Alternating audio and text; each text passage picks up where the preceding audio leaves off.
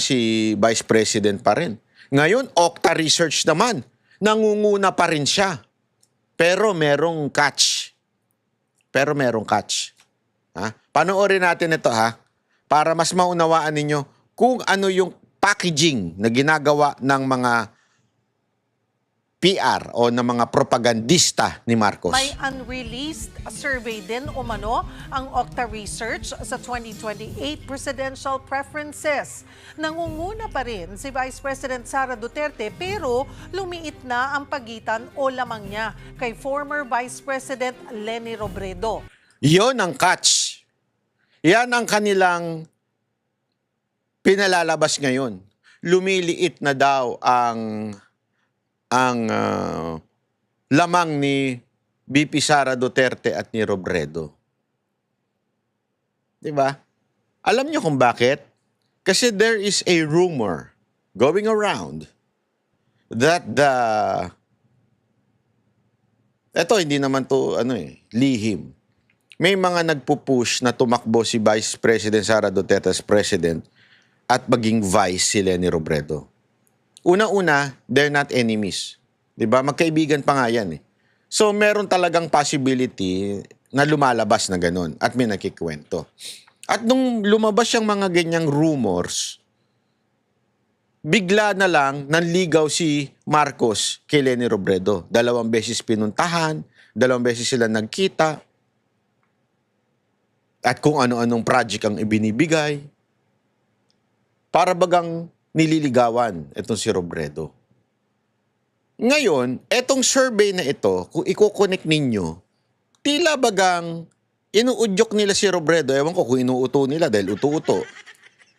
Inuuto nila na, uy, tumatapat ka na, lumalapit ka na kay Vice President Sara Duterte. Kasi nga po, walang kalaban. Malinaw na walang kalabang mahigpit si VP Sara.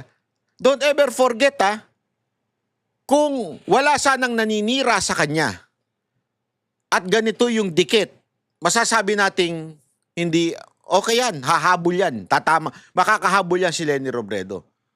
Pero remember this, full force from the mainstream media to the blogger, to the social media, full blast sila na siraan si VP Sara Duterte and yet sobrang taas pa rin niya.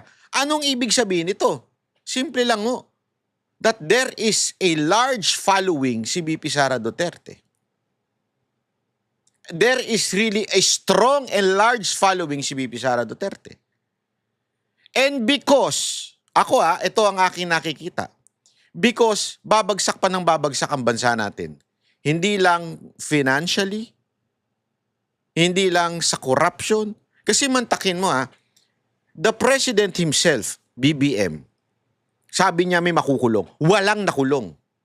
Yung kinulong, wala pang kinalaman. Kinulong lang kasi yung mga anak sinuportahan si VP Sara Duterte. The rest, wala. Nga. Doon pala mabibwisit na taong bayan eh. Kasi antindi ng issue ng flood control. Billion every day nawawala sa gobyerno. And yet, wala ni isang nakukulong na tunay na kaalyado nila. Ano nangyari? Ang nakukulong lahat ng lumalaban sa kanila. Sabi nga ni Kiko Barsaga, ni Congressman Miao Barsaga, abay nauna pa siyang nakulong kaysa doon sa mga congressman na kontraktor na nabuking na may mga kickback. Yung kanilang tinatawag na enemy na si Zaldico, anyari, malaya.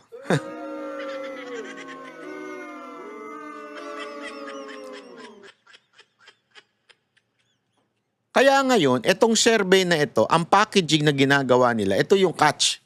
Ang packaging ngayon, susubukan nilang kumbinsihin at utuin si Leni Robredo na, uy, lumalapit ka na. You have a potential to win over Vice President Sara Duterte. Alam mo, ingat kayo dyan. Ikaw, Robredo, maging mautak ka naman this time. Totoo, maging matalino ka naman this time. Naturingan kang laging lutang. This time, maging matalino ka naman. Mag-isip ka na mabuti. Sure shot na manalo kang vice? O mapahiya ka na naman dahil talo ka na namang presidente? Kasi wala sa kasaysayan ng bansang Pilipinas na yung magkasunod na tumakbong presidente, nanalo. Wala. Maaari siguro umabot pa ng mga how many years. Patunayan mo yung sarili mo sa Naga. Actually, sa totoo lang, yung kanyang galaw, yung kanyang political adventure na maging mayor ng Naga, that's a good move.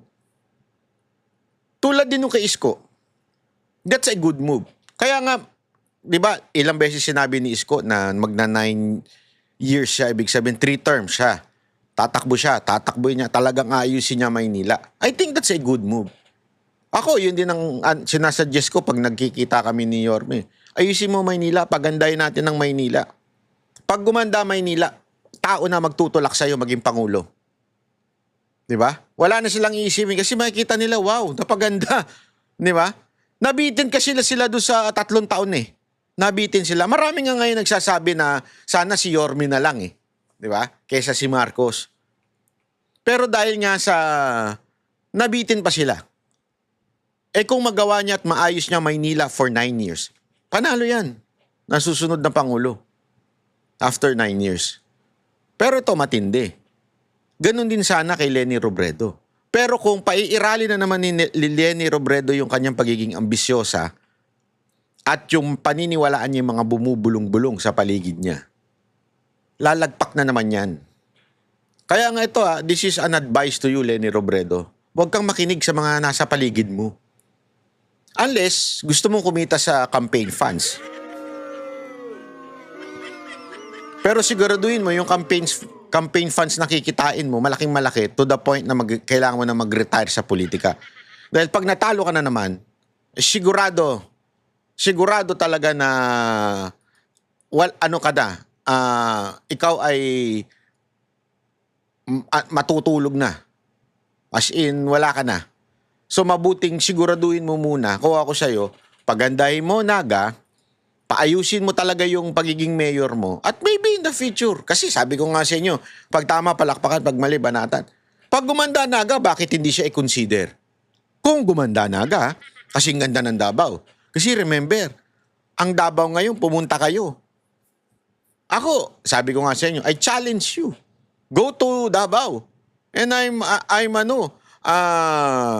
confident na sigurado ako pag kayo pumunta ng Davao, hindi kayo mapapahiya. Dahil talaga napakaganda po ng Davao. Dito mo malalaman kung meron silang leader na maayos. Hindi lang doon sa mga patag na lugar. Hindi lang dun sa magandang, malinis na lugar. Hindi yun. Madali yun. Kayang-kaya yun. Pero alam mo ko ano? Yung kultura at ugali ng mga tao. Kasi nagbabago yan pag ang leader nila, iba ang kultura, iba ugali.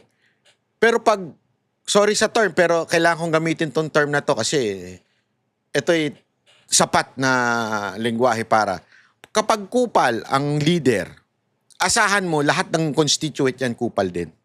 Gago din.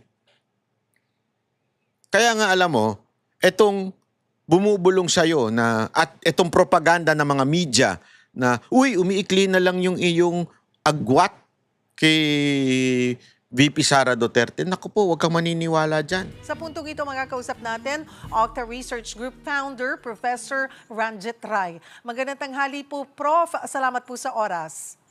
Yeah, thank you, Cheryl, at maraming salamat po sa mga nanonood sa atin at saka nakikinig.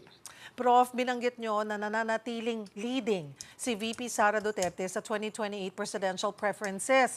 Ngunit, lumiliit na yung kanyang lamang kay Mayor Leni Robredo. Galing mo talaga mag-packaging, Cheryl Cosim, ha? Maliit na lang o ilang porsyento na lang ang pinag-uusapan po dito?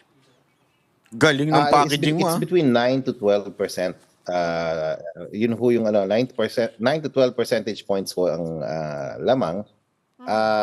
Dahil may margin of error tayo, lalabas kami ng formal na report tungkol dito and most likely next week siya.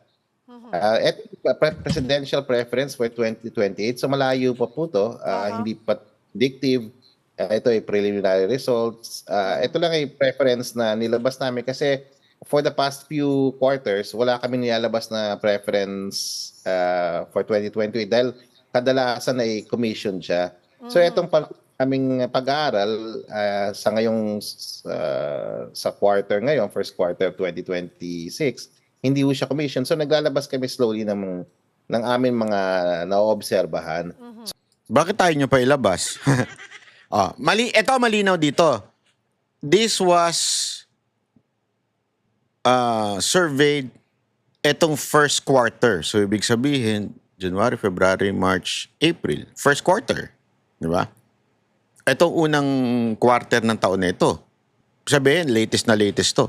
Pangalawa, non-commission ito. Ibig sabihin, walang politiko nagbayad sa kanila, hindi binayaran ng kampo ni VP Sara Duterte, linawin natin, etong survey na ito. Ibig sabihin na non-commission, independent to, sa kanila ho itong survey na ito. Kaya nakakapagtaka ba't di nilalabas, ano? Hindi, malay nyo, sabi naman niya ilalabas din daw eh. Hindi lang ngayon. Kasi baka mapahiya ng todo-todo itong mga congressman.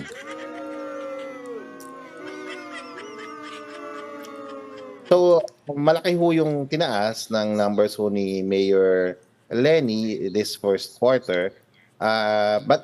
Bagamat, no, or dapat lang siguro i-emphasize, ay leading pa rin ho si VP Sara Duterte sa preference. Dapat emphasize leading pa rin. Ikaw naman, Cheryl Cosim, wag mo naman kasing masyadong i-package na umaano na si Robredo. Masyado naman hahalata yan. Wag ganun. Halatang halata eh. She has some 33% of the... Sandali. Baka sabihin ninyo, ikaw naman, Banat Bay. Ito. Sinalsal nila yan eh. Tingnan mo. Ito, may lalabas ako. Ayan One News din yan. Ibig sabihin sa TV5. Kilala nyo naman kung sino may-ari ng TV5. Di ba? Ano sabi? Yan ang lagi. Gap narrows between BP Sara Robredo as 2028. So talagang pinapackaging nila. Kaya lang, sabi ko, kawawa naman si Ontiveros. Effort na effort siya. Effort na effort siya. Ganun-ganun pa siya sa television. Kunwari, talagang nagiging maros na siya eh. Sumasagad na yung kanyang pagiging epal. Kinakawawa nyo naman. Ba't ayaw nyo ba kasi kay Ontiveros? Alam mo yung si Ontiveros, para ito yung sample lang ito Hindi ko sinasabing siya to. Sample lang. Parang siya yung babaeng pinipilit kang makipag-relasyon sa'yo. Pero ayaw mo naman kasi ang baho ng...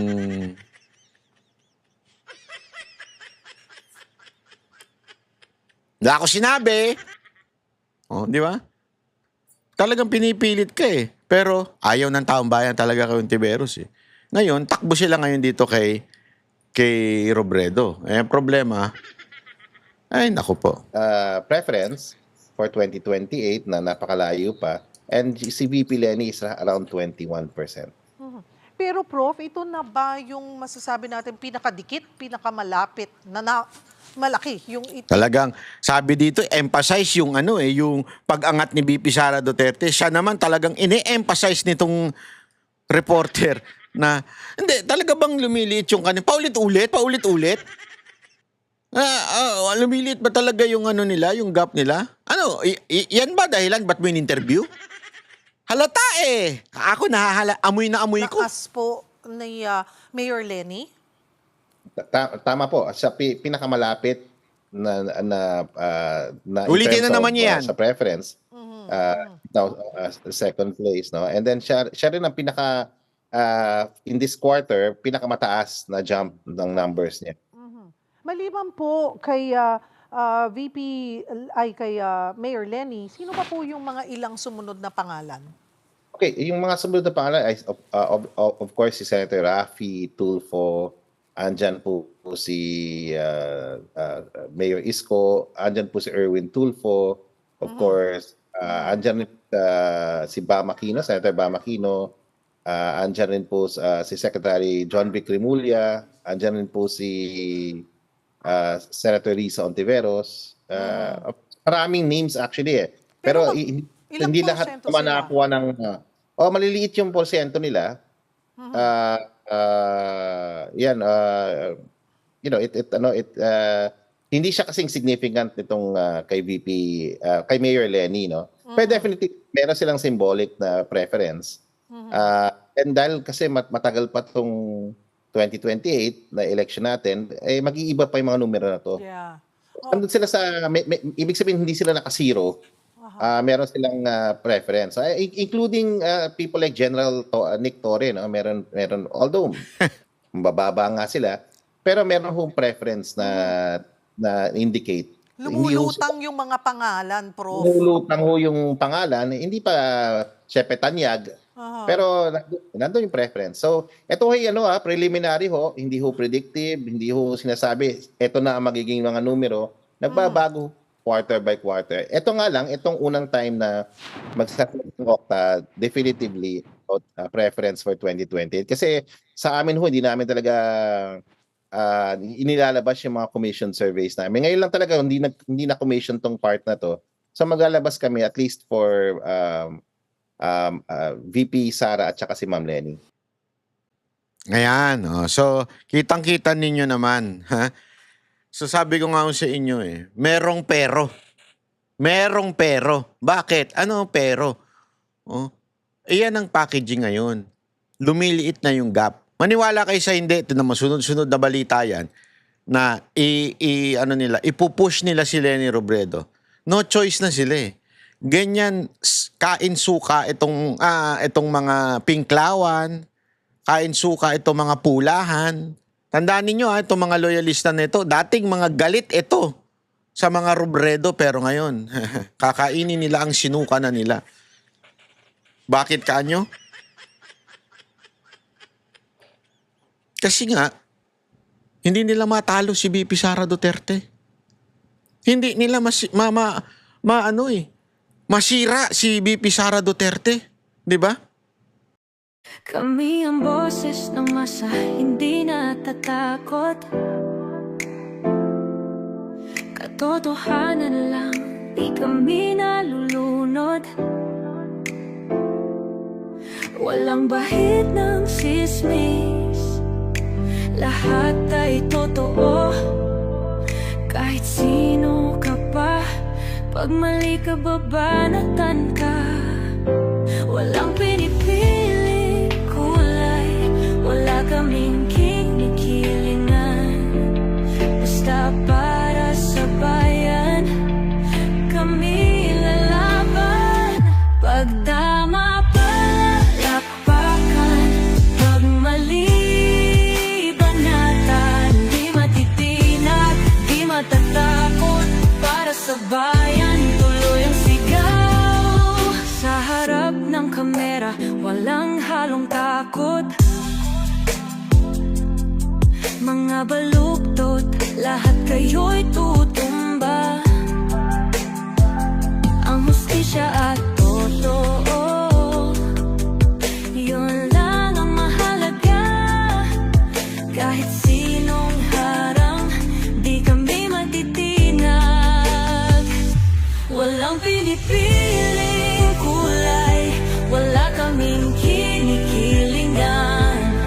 Basta para sa bayan, kami lalaban. Pag tama palakpakan, pag mali banatan. Di matitinag, di matatakot, para sa bayan tuloy ang sigaw. Kung nasa tama ka, ikaw ay aming kasama. Pero pag mali ka, handa ka na bang mabasag? Banateros kami, walang inuunan. Dahil bayan muna, bago ang sarili.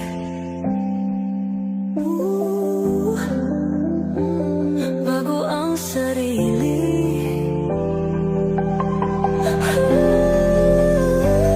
Pag tama palakpakan, pag mali banatan. Banateros ang